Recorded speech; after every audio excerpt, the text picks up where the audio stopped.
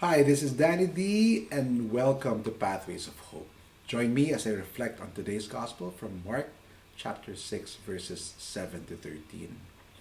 Now, in today's Gospel, Jesus reveals one of the true paths to happiness as we journey through life.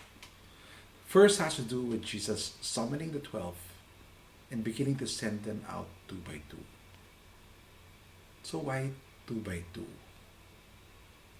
The first time I went to Hong Kong, to Central on a Sunday, I was so surprised to see so many Filipinos gathered together, playing cards, pusoy-dos, eating adobo and pancit, listening to Filipino OPM music. Anything, just anything to remind them of home. As a Filipino, I felt for them. But at the same time, I was happy for them.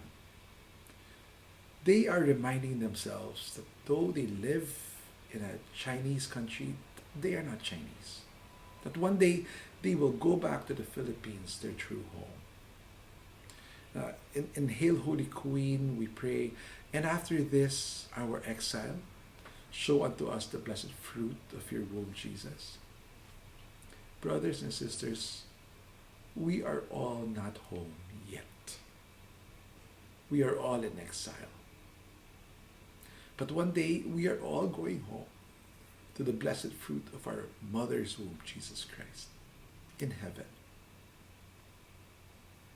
But for now, we gather together. We come together every Sunday or whenever we can. We eat together. We break bread together. We remind ourselves that while we live in this world, we are not of this world. And Jesus knows that. In today's gospel, he sent the disciples out two by two for two reasons. First, because there's strength in numbers. Ecclesiastes 4 verse 10 says, "For if they fall, the one will lift up his fellow. But woe to him who is alone when he falls and doesn't have another to lift him up." We remind each other of our real citizenship, that we are heirs to God's kingdom.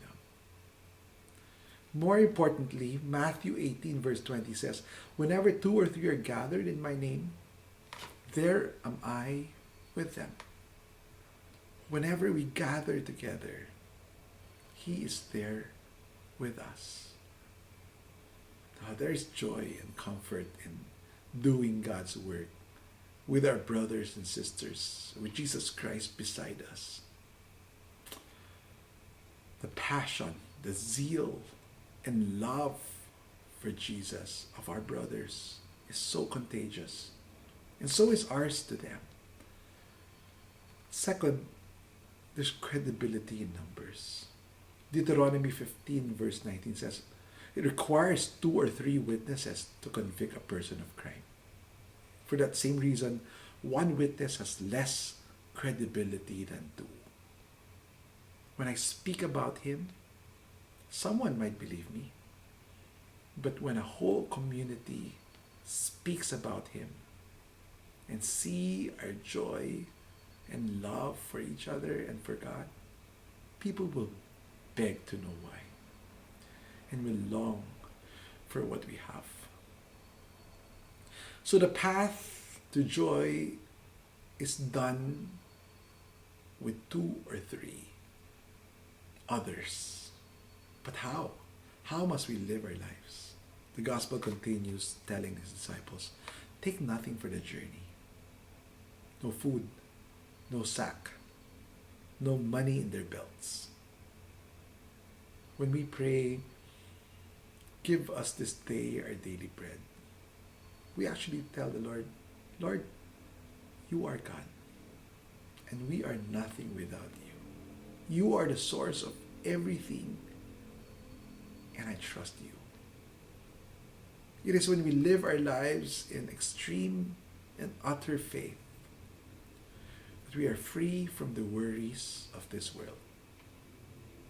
And that's when we become truly joyful. Now, I pray that today we may walk in this faith, placing our full trust in Jesus Christ.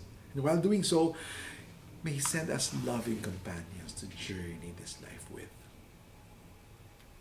Have a great weekend.